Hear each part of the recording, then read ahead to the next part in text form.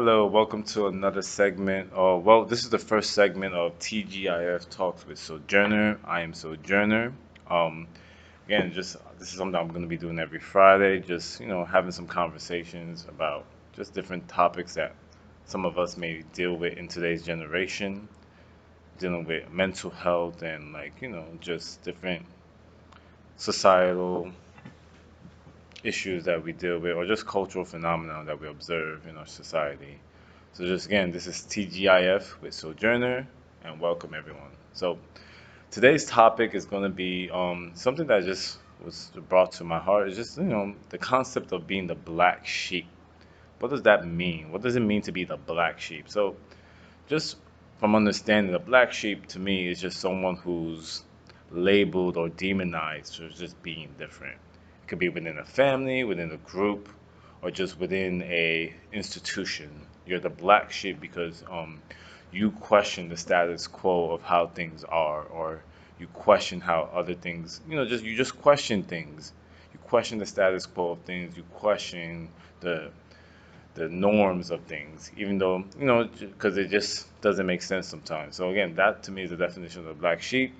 And oftentimes, people who are considered black sheep are demonized. They're demonized, they're ostracized for their opinions. They're looked at as weird. They're looked at as, why are you just different and weird? So it's just that's just some of the challenges that most people who are considered a black sheep, or most people who are labeled black sheeps.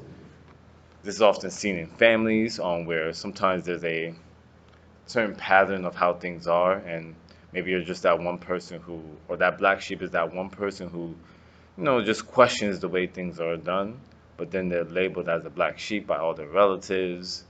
They're considered stubborn, or they're considered just different, and they're demonized for it. So that's just some of the, that's just to me what the black sheep is. Some of the challenges of being a black sheep, oftentimes, and often I consider myself a black sheep, because again, I just think outside the box. As I become more confident in who I am and just grow into myself, I just tend to think outside the box. Oftentimes, the challenges I face in doing this is just, people would look at you like you're crazy, or look at you as if you're heading down a self-destructive path, when in reality you're not really doing anything wrong, or you're not really hurting anybody. You're not really hurting yourself. You're just doing things a little bit differently. So again, that's just some of the challenges I consider as just someone who's been labeled a black sheep. You're gonna face just people demonizing you. It could be relatives, it could be friends within the circle. You're gonna face basically just sometimes isolation. And one thing I will say about being the black sheep is you have to be comfortable with that isolation. I just feel like sometimes in society, some of the greatest changes in society were facilitated by people who were considered the black sheep. Just look at some of the innovations that were done in society. Look at some of the famous inventors that we've known that made great scientific discoveries. By the society that they lived at that time, they were demonized. They were considered agents of Satan, or they were just considered crazy. But to be the agent of change, you have to stand outside the grain. You have to do differently. You have to think outside the box. And oftentimes, people who do think outside the box are the people who are labeled the black sheep. Some prime examples that look at Galileo. Some prime examples are, for example, Galileo. Back in the days, I forgot what specific date. You can look this up.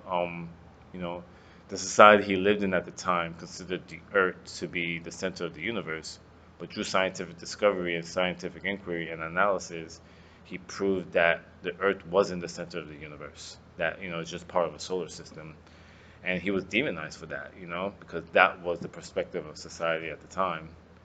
That just goes to show. But later on, years down the line, this thing was proven scientifically accurate, and that made a great change in the scientific community, and it just brought a great change in terms of our understanding and knowledge of the universe.